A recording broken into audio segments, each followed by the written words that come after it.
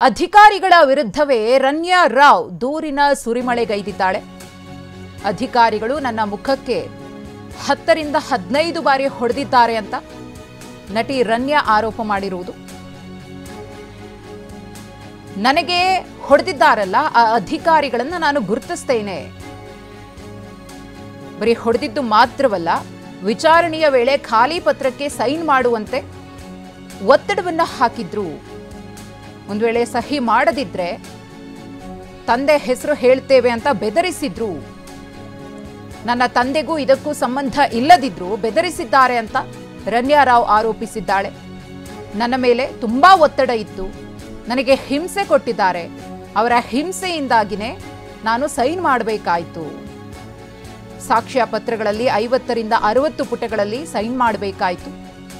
40 ಖಾಲಿ ಹಾಳೆಗಳಲ್ಲಿ ಸಹ ನನ್ನ ಸೈನನ್ನ ಪಡ್ಕೊಂಡಿದ್ದಾರೆ. ಸಹಿ ಮಾಡಿದ್ದಕ್ಕೆ ಡಿಆರ್ಐ ಅಧಿಕಾರಿಗಳ ಬಲವಂತವೇ ಕಾರಣ ಅಂತ ಹೇಳಿ ನಟಿ ರನ್ಯಾ ರಾವ್ ಆರೋಪವನ್ನು ಮಾಡಿದ್ದಾಳೆ. ದೂರಿನಲ್ಲಿ ಉಲ್ಲೇಖ ಮಾಡಿದ್ದಾಳೆ ಒಂದಷ್ಟು ವಿಚಾರಗಳನ್ನು ಡಿಆರ್ಐ ಅಧಿಕಾರಿಗಳ ವಿರುದ್ಧವೇ. ಗಮನಿಸ್ತಾ ಇದ್ದೀರಿ.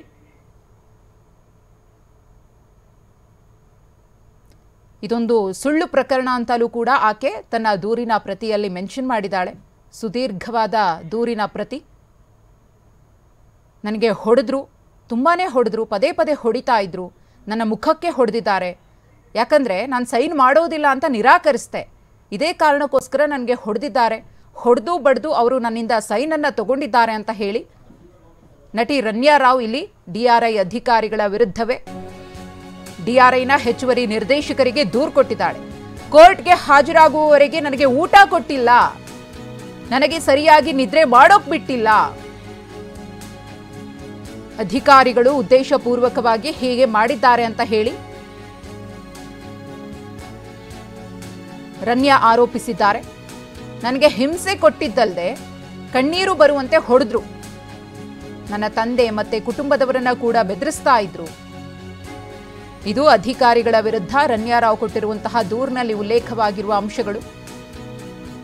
ನನ್ನನ್ನ ತಪಾಸಣೆ ಮಾಡಿಲ್ಲ, ನನ್ನಿಂದ ಏನೂ ವಶಪಡಿಸಿಕೊಂಡಿಲ್ಲ, ದೆಹಲಿ ಅಧಿಕಾರಿಗಳಿಂದಲೇ ನನ್ನ ವಿರುದ್ಧ ಸುಳ್ಳು ಆರೋಪ, ನಾನು ನಿರ್ದೋಷಿ ಆದರೂ ಕೂಡ ಸುಳ್ಳು ಆರೋಪದಲ್ಲಿ ನನ್ನನ್ನು ಸಿಲುಕಿಸಿದ್ದಾರೆ, ನಾನು ಕೂಡ ಸಿಕ್ಕಿಬಿದ್ದಿದ್ದೇನೆ ಅಂತ ರನ್ಯಾ ರಾವ್ ದೂರಿನ ಪ್ರತಿಯಲ್ಲಿ ಉಲ್ಲೇಖ ಮಾಡಿದ್ದಾಳೆ. ಡಿಆರ್ಐ ಅಧಿಕಾರಿಗಳ ವಿರುದ್ಧವೇ ಇದೀಗ ಸಾಲು ಸಾಲು ದೂರುಗಳನ್ನು ನಟಿ ರನ್ಯಾ ರಾವ್ ಮಾಡಿರುವುದು. ಇನ್ನು ಈ ಹಿಂದೆಯೂ ಕೂಡ ಕೇಳಲಾಯಿತು, ಕೋರ್ಟ್ಗೆ ಈಕೆಯನ್ನು ಪ್ರೊಡ್ಯೂಸ್ ಮಾಡಿದಾಗ ನ್ಯಾಯಾಧೀಶರು ಕೂಡ ಕೇಳಿದ್ರು, ಆಗ ಯಾಕೆ ಈಕೆ ಸತ್ಯ ಬಾಯ್ಬಿಡ್ಲಿಲ್ಲ ಅನ್ನೋ ಗುಮಾನಿಯೂ ಕೂಡ ಈಗ ಸೃಷ್ಟಿಯಾಗುತ್ತೆ, ಅನುಮಾನ ಕಾಡುತ್ತೆ. ಅವರೇನಾದರೂ ಹೊಡೆದ್ರ ನಿಮಗೆ ಅಂತ ಹೇಳಿ ನ್ಯಾಯಾಧೀಶರು ಪ್ರಶ್ನಿಸಿದ್ರು ಕೂಡ.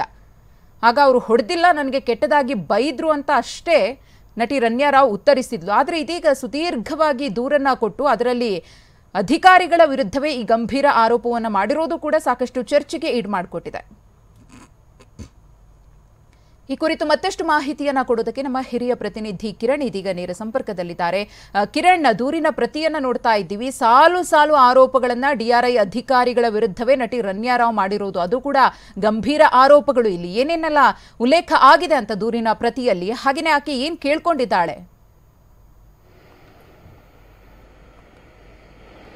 ಮಧುಶ್ರೀ, ಈಗ ರನ್ಯಾ ರಾವ್ ಜೈಲಲ್ಲಿದ್ದಾಗ ಬರೆದಂಥ ಒಂದು ಲೆಟರ್ ಈಗ ನಮ್ಮ ಕೈಗೆ ಸಿಕ್ಕಿದೆ. ಮುಖ್ಯವಾಗಿ ಇದು ಬೇಲ್ಗಿಂತ ಮುಂಚೆನೇ ಬರೆದಿರುವಂಥ ಲೆಟರ್. ಅಂದರೆ ಈ ಒಂದು ಪ್ರಕರಣ ಯಾವಾಗ ಆಯಿತು, ಪ್ರಕರಣ ಆದ ನಂತರ ಆಕೆಯನ್ನ ಜುಡಿಷಿಯಲ್ ಕಸ್ಟಡಿಗೆ ಅಂತ ತಗೋತಾರೆ. ಅಂದರೆ ಇನ್ನು ಇವರು ಕಸ್ಟಡಿಗೆ ತಗೊಳ್ಳೋ ಮುಂಚೆನೆ ಆಕೆ ಜೈಲ್ಗೆ ಹೋದಾಗ ಅಲ್ಲಿ ಜೈಲ್ ಅಧಿಕಾರಿಗೆ, ಚೀಫ್ ಸೂಪ್ರಿಟೆಂಡೆಂಟ್ ಆಫೀಸರ್ ಮೂಲಕ ಅಡಿಷನಲ್ ಡೈರೆಕ್ಟರ್ಗೆ ಬರೆದಿರುವಂಥ ಈ ಒಂದು ಡಿಆರ್ಐ ಅಧಿಕಾರಿಗಳ ಒಂದು ಯಾರು ಈ ಒಂದು ಬೆಂಗಳೂರು ಘಟಕದ ಮುಖ್ಯಸ್ಥರಿಗೆ ಬರೆದಿರುವಂಥ ಒಂದು ಲೆಟರ್. ಮುಖ್ಯವಾಗಿ ಆಕೆ ಉಲ್ಲೇಖ ಮಾಡುವಂತೆ ಆಕೆ ಏನು ಅಂತಂದರೆ, ಕಂಪ್ಲೀಟ್ ಆಗಿ ನನ್ನ ಮೇಲೆ ಆರೋಪವನ್ನು ಹೊರಿಸ್ತಾ ಇದ್ದಾರೆ, 14 kg ಚಿನ್ನವನ್ನು ತಗೊಬಂದೆ ಅನ್ನೋ ಒಂದು ಆರೋಪ ನನ್ನ ಮೇಲೆ ಹೊರಿಸ್ತಾ ಇದ್ದಾರೆ. ಜೊತೆಗೆ ನಮ್ಮ ತಂದೆ ಹೆಸರು ಹೇಳಬೇಕು, ಜೊತೆಗೆ ಅವರು ಕೂಡ ಈ ಒಂದು ಸ್ಮಗ್ಲಿಂಗಲ್ಲಿ ಇದ್ದಾರೆ ಅನ್ನೋ ಒಂದು ಒತ್ತಡ ಕೂಡ ನನ್ನ ಮೇಲೆ ಹೇಳಬೇಕು ಅಂತ ಭಾಳಷ್ಟು ಒತ್ತಡ ಇದೆ. ಅದರಲ್ಲಿ ದೈಹಿಕವಾಗಿ ಕೂಡ ಹಲ್ಲೆ ಮಾಡಿದ್ದಾರೆ. ಸುಮಾರು 10 ರಿಂದ 15 ಸರಿ ನನಗೆ ಕಪ್ಪಣ ಮೋಕ್ಷ ಮಾಡಿದ್ದಾರೆ. ಜೊತೆಗೆ ಏನು ಏನು ನ್ಯಾಯಾಧೀಶರು ಮನೆಗೆ ಕರ್ಕೊಂಡು ಹೋಗ್ದವ್ರಿಗೂ ಕೂಡ ನನಗೆ ಸಾಕಷ್ಟು ಒಂದು ಒತ್ತಡ ಮತ್ತು ಬೆದರಿಕೆ ಧಮಕಿ ಹಾಕಿರುವಂಥದ್ದು. ಹೀಗಾಗಿ ಸಂಬಂಧಪಟ್ಟಂತೆ ನನ್ನ ಹತ್ರ ಎಲ್ಲವೂ ಕೂಡ ಸುಳ್ಳು, ಆಮೇಲೆ ಯಾವುದೇ ರೀತಿಯ ಕೆಲವೊಂದು ಸಿಗ್ನೇಚರ್ಸ್ಗಳನ್ನು ಕೂಡ ಹಾಕ್ಕೊಂಡಿದ್ದಾರೆ. ಜೊತೆಗೆ ಅದು ಹಾಕಲೇಬೇಕು, ಇಲ್ಲ ನಿಮ್ಮ ತಂದೆ ಹೆಸರು ಹೇಳಬೇಕು ಅನ್ನೋ ಒಂದು ಆರೋಪಗಳನ್ನ ಕೂಡ ಈ ಒಂದು ಕಂಪ್ಲೇಂಟ್ ಕಾಪಿಯಲ್ಲಿ ಬರೆದಿದ್ದಾರೆ. ಜೊತೆಗೆ ಅದಲ್ದಲೇ ಕೂಡ ಈ ಒಂದು ಸಂಬಂಧಪಟ್ಟಂತೆ ನನಗೆ ಇದ್ಯಾವುದು ಕೂಡ ಮಾಹಿತಿ ಇಲ್ಲ. ಜೊತೆಗೆ ಕೆಲವೊಂದಷ್ಟು ಖಾಲಿ ಪೇಪರ್ ಸಿಗ್ನೇಚರ್, ಆಮೇಲೆ ಏನು ಮಾಜರ್ ಕೂಡ ಮಾಡಿಲ್ಲ. ಜೊತೆಗೆ ಅವರೇ ಎಲ್ಲ ಸ್ಟೇಟ್ಮೆಂಟ್ ಅನ್ನ ಮಾಡಿಕೊಂಡು ನನಗೆ ಸಿಗ್ನೇಚರ್ ಹಾಕುವಂತ ಧಮಕಿ ಹಾಕಿದ್ರು. ಆ ಸಂಬಂಧಪಟ್ಟಂತೆ ನಾನು ಸಿಗ್ನೇಚರ್ ಹಾಕಿದ್ದೀನಿ. ನನ್ನ ಈ ಒಂದು ಸ್ಮಗ್ಲಿಂಗ್ ಅಲ್ಲಿ ನನ್ನ ಪಾತ್ರ ಇಲ್ಲ ಅನ್ನೋ ಒಂದು ಪತ್ರವನ್ನು ಕೂಡ ಆಕೆ ಬರೆದಿದ್ದಾರೆ. ಈ ಸಂಬಂಧಪಟ್ಟಂತೆ ಚೀಫ್ ಏನು ಅಲ್ಲಿ ಜೈಲ್ ಅಧಿಕಾರಿ ಇರ್ತಾರೆ ಅವರು ಮೂಲಕ ಇಲ್ಲಿಯ DRI ಅಧಿಕಾರಿಗಳ ಮುಖ್ಯಸ್ಥರಿಗೆ ಬಂದಿದೆ. ಇದು ಎಷ್ಟು ಮಟ್ಟಿಗೆ, ಯಾಕೆಂತಂದ್ರೆ ನೀವು ಹೇಳ್ದಂಗೆ ಕೋರ್ಟಲ್ಲೂ ಕೂಡ ದೈಹಿಕವಾಗಿ ನಂಗೆ ಹೊಡೆದಿಲ್ಲ, ಮಾನಸಿಕವಾಗಿ ಹಿಂಸೆ ಕೊಟ್ಟಿದ್ರು.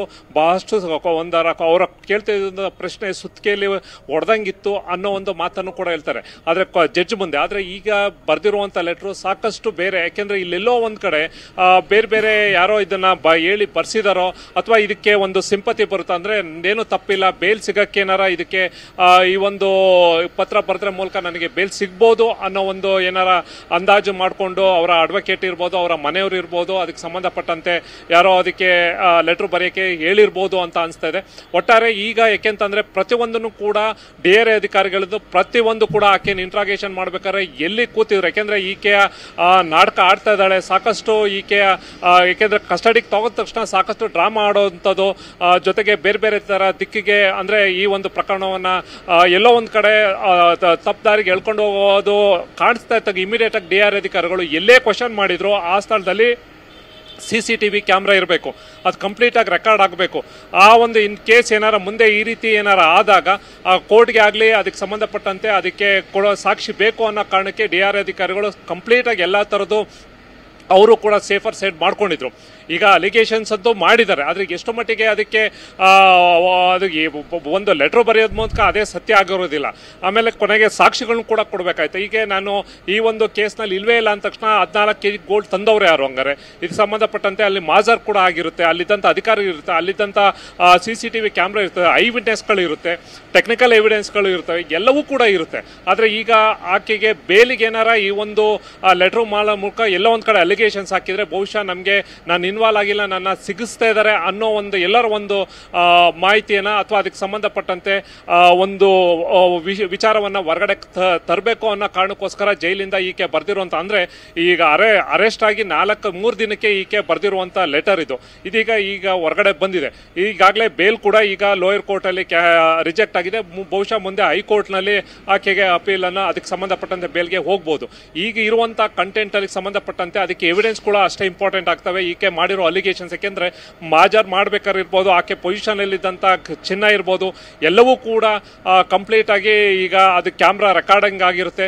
ಕಂಪ್ಲೀಟ್ ಆಗಿ ವಿಚಾರವನ್ನ ಸಂಬಂಧಪಟ್ಟಂತೆ DRI ಅಧಿಕಾರಿಗಳು ಮಾಡ್ತಾರೆ. ಯಾಕೆಂದ್ರೆ ಮುಂದೆ ಹಂತದಲ್ಲಿ ಅವರು ಚಾರ್ಜ್ ಶೀಟ್ ಹಾಕ್ಬೇಕಾದ್ರೆ ಎಲ್ಲ ಎವಿಡೆನ್ಸ್ ಅನ್ನು ಕೂಡ ಕೊಡಬೇಕಾಗತ್ತೆ. ಈಗ ಇರುವಂತದ್ದು ಆಕೆ ಮಾಡಿದರೆ ಆರೋಪಗಳನ್ನ, ಅದಕ್ಕೆ ಸಂಬಂಧಪಟ್ಟಂತೆ ಯಾವ ಕಾರಣಕ್ಕೆ ಯಾರಿದ್ದಾರೆ ಆಕೆ ಹಿಂದೆ ಅನ್ನೋದನ್ನ ಮುಂದಿನ ಹಂತದಲ್ಲಿ ನೋಡ್ಬೇಕಾದ್ರೆ ಇದೆ. ಸದ್ಯಕ್ಕೆ ಈ ಒಂದು ಲೆಟರ್ ಈಗ ಹೊರಗಡೆ ಬಂದಿರುವಂತದ್ದು. ಮಧುಶ್ರೀ, ಎಸ್ ಕಿರಣ್, ನೀನು DRI ಅಧಿಕಾರಿಗಳ ವಿರುದ್ಧ ಈ ರೀತಿಯಾಗಿ ಆರೋಪ ಮಾಡಿರೋದ್ರಿಂದ ಅವರು ಮುಂದೆ ಯಾವ ರೀತಿಯ ಆಕ್ಷನ್ ಅನ್ನ ತೆಗೆದುಕೊಳ್ಳಬಹುದು ಅಂತ ಹೇಳಿ, ಜೊತೆಗೆ ಈ ಹಿಂದೆಯೂ ಕೂಡ ಕೋರ್ಟ್ನಲ್ಲಿ ವಿಚಾರಣೆ ನಡೀತಾ ಇದ್ದ ಸಂದರ್ಭದಲ್ಲಿಯೂ ಕೂಡ DRI ಪರ ವಕೀಲರು ಹೇಳಿದ್ರು 24/7 ಆಕೆಯ ಮೇಲೆ CCTV ಕಣ್ಗಾವಲು ಇತ್ತು, ಆಕೆಗೆ ಯಾವುದೇ ರೀತಿಯ ಹಿಂಸೆಯನ್ನ ಕೊಟ್ಟಿಲ್ಲ ಅಂತ ಹೇಳಿ. ಹಾಗಾಗಿ ಪ್ರಕರಣದ ತನಿಖೆಯ ಸಂದರ್ಭದಲ್ಲಿ ಇದ್ದಂತಹ ಒಂದಷ್ಟು ಸಾಕ್ಷ್ಯಗಳನ್ನ ಕೂಡ ಇದೀಗ ಈ ಒಂದು ದೂರಿಗೆ ಸಂಬಂಧಪಟ್ಟಂತೆ ಪೂರಕವಾಗಿ DRI ಅಧಿಕಾರಿಗಳು ಬಳಸಿಕೊಳ್ಳುವ ಸಾಧ್ಯತೆ ಇದೆಯಾ ಅಂತ, ಮುಂದೆ ಏನಾಗಬಹುದು ಅಂತ? ಮಧುಶ್ರೀ, ಸೆಂಟ್ರಲ್ ಏಜೆನ್ಸಿಯವರು ಮುಖ್ಯವಾಗಿ DRI ಇರ್ಬೋದು, ED ಇರ್ಬೋದು, CBI ಇರ್ಬೋದು, ಇವರ ಒಂದು ಪ್ರೊಸೀಜರ್ ಇರುತ್ತೆ. ಅಂದ್ರೆ ಅವರ ಒಂದು ರೂಲ್ ಬುಕ್ ಇರುತ್ತೆ. ಆ ರೂಲ್ ಬುಕ್ ಅನ್ನೇ ಆಕೆಯ ಗ್ರೀನ್ ಚಾನಲ್, ಅಂದ್ರೆ ಫ್ಲೈಟ್ ಇಳಿದ ತಕ್ಷಣ ಗ್ರೀನ್ ಚಾನಲ್ ಎಂಟರ್ ಆದ ತಕ್ಷಣ, ಅಂದ್ರೆ ಅಲ್ಲಿಗೆ ಇಳಿದ ತಕ್ಷಣ ಯಾವುದೇ ರೀತಿಯ ಈ ರೀತಿ ಹೊರಗಡೆ ಬರುವಂತ ಗೋಲ್ಡ್ಗಳಿರ್ಬೋದು, ಬೇರೆ ಬೇರೆ ಗೂಡ್ಸ್ ನ ತಗೊಂಡಿರ್ಬೋದು, ಅದನ್ನ ಡಿಕ್ಲೇರ್ ಮಾಡ್ಕೊಳ್ಳೋಕೆ ಅವಕಾಶಗಳು ಇರುತ್ತೆ. ಅಂದ್ರೆ ಈಕೆನು ಕೂಡ 14 kg ಚಿನ್ನ ತಗೊಬಂದಾಗ ಆಕೆಗೆ ಅದನ್ನ ಡಿಕ್ಲೇರ್ ಮಾಡ್ಕೊಂಡ್ರೆ ಬಹುಶಃ 4,83,00,000 ರೂಪಾಯಿ ಅವ್ರು ಏನಾರ ಅಲ್ಲಿ ಕಟ್ಟಿದ್ರೆ ಬಹುಶಃ ಅದು ಲೀಗಲ್ ಆಗಿ ಹೋಗೋದು ಅನ್ನೋದು ಅವ್ರು ಅಲ್ಲಿ ಆ ಒಂದು ಅವಕಾಶವನ್ನು ಅವ್ರು ಕಳ್ಕೊಂಡು ನಂತರ ನೆಕ್ಸ್ಟ್ ಗೇಟ್ ಬಂದಾಗ ಆಕೆಯನ್ನ ಕೇಳಿದಾಗಲೂ ಕೂಡ ಯಾವುದು ನನ್ನ ಹತ್ರ ಇಲ್ಲ, ಆ ಥರದ್ದು ಯಾವುದು ತಂದಿಲ್ಲ ಅಂದಾಗ ಆ ಪ್ರೊಸೀಜರ್ ಪ್ರಕಾರ ಖಂಡಿತವಾಗ್ಲೂ DRI ಅಧಿಕಾರಿಗಳು ಮಾಡ್ಕೊಂಡಿದ್ದಾರೆ. ಅದನ್ನೇ ಕೋರ್ಟಲ್ಲಿ ಕೂಡ ವಾದ ಮಾಡಿರುವಂಥದ್ದು. ಇದಕ್ಕೆ ಸಂಬಂಧಪಟ್ಟಂತೆ ಇದು ಬೇರೆ ಬೇರೆ ದಿಕ್ಕಿಗೆ ಹೋಗ್ತಾ ಇದೆ. ಅಂದ್ರೆ ಇದು ದೊಡ್ಡ ಮಟ್ಟದ ನೆಟ್ವರ್ಕ್ ಇರ್ಬೋದು. ಅಂದ್ರೆ ಇದು ರಮ್ಯಾ ರಾವ್ ಅನ್ನೋದು ಜಸ್ಟ್ ಒಂದು ಡೆಲಿವರಿ ಅಷ್ಟೇ, ಅಲ್ಲಿಂದ ಏರ್ಪೋರ್ಟ್ ಇಂದ ತಗೊಬಂದು ಇಲ್ಲಿ ಕೊಡುವಂಥದ್ದು. ಇದು ಯಾರು ಬೆನಿಫಿಷಿಯರಿ ಇರ್ಬೋದು ಅಥವಾ ಯಾರು ಈಕೆ ಕೊಡ್ತಾ ಇದ್ರು, ಇದರಿಂದ ಇರುವಂತ ದೊಡ್ಡ ಮಟ್ಟದ ನೆಟ್ವರ್ಕ್ ಏನು ಇದು ಹವಾಲಾ ದುಡ್ಡು ಇಲ್ಲಿಂದ. ಯಾಕೆಂದ್ರೆ ಈಗಾಗಲೇ ಇಡಿ ಅವರು ಒಂದ್ ಕಡೆ ತನಿಖೆಯನ್ನ ಶುರು ಮಾಡ್ಕೊಂಡಿದ್ದಾರೆ, ರೈಡ್ಗಳನ್ನು ಕೂಡ ಮಾಡಿದ್ದಾರೆ. CBIದವರು ಕೂಡ ಪ್ರಿವೆನ್ಷನ್ ಆಫ್ ಕರಪ್ಷನ್ ಆಕ್ಟ್ ಅಡಿಯಲ್ಲಿ ಕೂಡ ತನಿಖೆಯನ್ನು ಮಾಡ್ತಾರೆ. ಅಲ್ಲಿದ್ದಂತ ಕಸ್ಟಮ್ಸ್ ಅಧಿಕಾರಿಗಳಿರ್ಬೋದು. ಯಾಕೆ ಇವರೆಲ್ಲರೂ ಕೂಡ ಶಾಮೀಲಾಗಿರೋದು ಅಂದ್ರೆ ಇಲ್ಲಿ ಒಬ್ರು ಇಬ್ರು ಅಲ್ಲ, ದೊಡ್ಡ ಮಟ್ಟದ ರಾಕೆಟ್ ಇದು.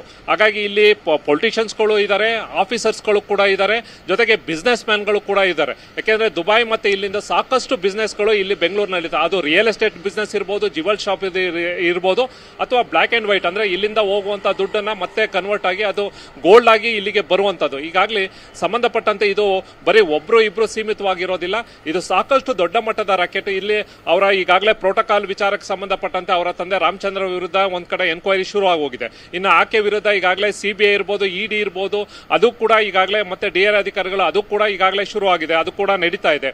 ಇದು ಒಂದು ಜಸ್ಟ್ ಈಗ ಏನು ಅಂತಂದ್ರೆ ಒಂದು ಪಾರ್ಟ್ ಅಷ್ಟೇ. ಇನ್ನು ದೊಡ್ಡ ಮಟ್ಟದ ಉದ್ದೇಶದಿಂದ ಸಂಬಂಧಪಟ್ಟಂತೆ ಈ ಅಧಿಕಾರಿಗಳು ಅಂದ್ರೆ ಈಗ CBIದವರು ಇಲ್ಲಿ ಭ್ರಷ್ಟಾಚಾರ ನಡೆದಿದೆ, ಅಧಿಕಾರಿಗಳು ದುಡ್ಡನ್ನ ತಗೊಂಡು ಇಂಥ ನೆಟ್ವರ್ಕ್ಗೆ ಶಾಮೀಲಾಗಿದ್ದಾರೆ ಅನ್ನೋ ದಿಕ್ಕಿನಲ್ಲಿ ಅವ್ರು ಮಾತ್ರ ತನಿಖೆ ಮಾಡ್ತಾ ಇದ್ದಾರೆ. ಇನ್ನು ED ಅಧಿಕಾರಿಗಳು ಕೂಡ ಇಲ್ಲಿ ಮಾಡ್ತಾ ಇರುವಂತ ಮುಖ್ಯವಾಗಿ ಬ್ಲಾಕ್ ಮನಿ ಹೊರಗಡೆ ಹೋಗ್ತಾ ಇದೆ. ಅಂದ್ರೆ ಇಲ್ಲಿಂದ ಕಪ್ಪು ಹಣ ಅಲ್ಲಿ ಹೊರಗಡೆ ಹೋಗುವಂಥದ್ದು, ಗೋಲ್ಡ್ ಮೂಲಕ ಇಲ್ಲಿ ಮತ್ತೆ ಒಳಗಡೆ ಬರ್ತಾ ಇರುವಂತದ್ದು, ಹವಾಲಾ ಮೂಲಕ ದೊಡ್ಡ ಮನಿ ಲ್ಯಾಂಡ್ರಿಂಗ್ ಆಗ್ತಾ ಇದೆ ಅನ್ನೋ ಕಾರಣಕ್ಕೆ ಅವರು ED ಅಧಿಕಾರಿಗಳು ಈ ದೊಡ್ಡ ಮಟ್ಟದಲ್ಲಿ ತನಿಖೆಯನ್ನು ಕೂಡ ಈಗಾಗಲೇ ರೈಡ್ಗಳು ಸುಮಾರು 8-9 ಕಡೆ ರೈಡ್ಗಳು ಮಾಡ್ಕೊಂಡಿದ್ದಾರೆ. ಈಗಾಗಲೇ ಕೆಲವೊಂದಷ್ಟು ಬಿಸ್ನೆಸ್ ಮ್ಯಾನ್ಗಳಿರ್ಬೋದು, ರಾಜಕಾರಣಿಗಳಿರ್ಬೋದು, ಎಲ್ಲವೂ ಕೂಡ ಅದಕ್ಕೆ ಸಂಬಂಧಪಟ್ಟಂತೆ ಸಾಕ್ಷಿಗಳನ್ನ ಕಲೆ ಹಾಕುವಂತ ಕೆಲಸವನ್ನು ಮಾಡ್ತಾ ಇದ್ದಾರೆ. ಇಲ್ಲಿ ರಮ್ಯಾ ರಾವ್ ಅನ್ನೋದು ಒಂದು ಹೇಳಿದ್ನಲ್ಲ, ಈಗ ಈಕೆ ಏನು ಆಕೆಗೆ ಸಿಗ್ತಾ ಇದ್ದಂತ ಒಂದಷ್ಟು ಹಣ ಇರ್ಬೋದು, ಅದರಲ್ಲಿ ತರುಣ್ ರಾಜು ಇರ್ಬೋದು ಅಥವಾ ರಮ್ಯಾ ರಾವ್ ಇರ್ಬೋದು, ಇವ್ರಿಗೆ ಒಂದಷ್ಟು ಕಮಿಷನ್ ಸಿಗ್ತಾ ಇತ್ತು. ಅಂದ್ರೆ 1 kgಗೆ ಇಷ್ಟು, ಈ ಡೆಲಿವರಿ ಮಾಡಿ ಇಷ್ಟು ದುಡ್ಡು ಸಿಗ್ತಾ ಇತ್ತು ಅನ್ನೋದು ಮಾತ್ರ ಇತ್ತು. ಬಿಟ್ರೆ ಇದು ಎಲ್ಲಿಂದ ಹೋಗುತ್ತೆ, ಯಾರು ಕೊಡ್ತಾ ಇದಾರೆ ಏನು ಅನ್ನೋದನ್ನ ಇನ್ವೆಸ್ಟಿಗೇಷನ್ ಮಾಡ್ಬೇಕು. ಯಾಕೆಂದ್ರೆ ಈಗ DRI ಅವರು ಕೂಡ ಕಸ್ಟಡಿಗೆ ತಗೊಂಡು ಇಂಟ್ರಾಗೇಷನ್ ಮಾಡಿದ್ದಾರೆ, ನೆಕ್ಸ್ಟ್ CBIದವರು ತಗೋತಾರೆ, ನಂತರ ED ಅವರು ಕೂಡ ಅವರು ಬಾಡಿ ವಾರೆಂಟ್ ತಗೊಂಡು ಅವರು ಕೂಡ ಇಂಟ್ರಾಗೇಷನ್ ಮಾಡ್ತಾರೆ. ಹಾಗಾಗಿ ಎಲ್ಲವೂ ಕೂಡ ಗೊತ್ತಿದೆ, ನೆಕ್ಸ್ಟ್ ಕೋರ್ಟ್ ಇದೆ, ಕಾನೂನಿದೆ. ನೆಕ್ಸ್ಟ್ ನಾಳೆ ದಿನ ಎಲ್ಲೂ ಕೂಡ DRI ಅಧಿಕಾರಿಗಳು ಒಂದು ತಪ್ಪು ಸಿಕ್ಕಿದ್ರೆ ಅದೇ ಒಂದು ದೊಡ್ಡ ಚಾಲೆಂಜ್ ಮಾಡಿಕೊಂಡು ಮುಂದಿನ ಹಂತದಲ್ಲಿ ಆಕೆಗೆ ಕೇಸನ್ನು ಕೂಡ ಕ್ವಾಶ್ ಆಗ್ಬೋದು ಅಥವಾ ಅದಕ್ಕೆ ಸ್ಟೇ ಕೂಡ ಸಿಗ್ಬೋದು. ಹಾಗಾಗಿ ಪ್ರೊಸೀಜರ್ ಪ್ರಕಾರನೇ ಕೂಡ ಎಲ್ಲಾ ರೀತಿಯ ಈ ಸೆಂಟ್ರಲ್ ಏಜೆನ್ಸಿಯವರು ಕೆಲಸ ಮಾಡ್ತಾ ಇದ್ದಾರೆ. ಮಧುಶ್ರೀ, ಧನ್ಯವಾದ ಕಿರಣ್ ತಮ್ಮ ಮಾಹಿತಿಗಾಗಿ. ನಟಿ ರಮ್ಯಾ ರಾವ್ ಈ ಗೋಲ್ಡ್ ಸ್ಮಗ್ಲಿಂಗ್ ಪ್ರಕರಣಕ್ಕೆ ಸಂಬಂಧಪಟ್ಟಂತೆ DRI ಅಧಿಕಾರಿಗಳ ವಿರುದ್ಧವೇ ಗಂಭೀರ ಆರೋಪವನ್ನ ಮಾಡಿದ್ದಾಳೆ, ದೂರನ್ನ ಕೊಟ್ಟಿದ್ದಾಳೆ. ಅವಳು ಆ ಒಂದು ದೂರಿನಲ್ಲಿ ಸಾಕಷ್ಟು ವಿಚಾರಗಳ ಬಗ್ಗೆ ಉಲ್ಲೇಖ ಆಗಿದೆ.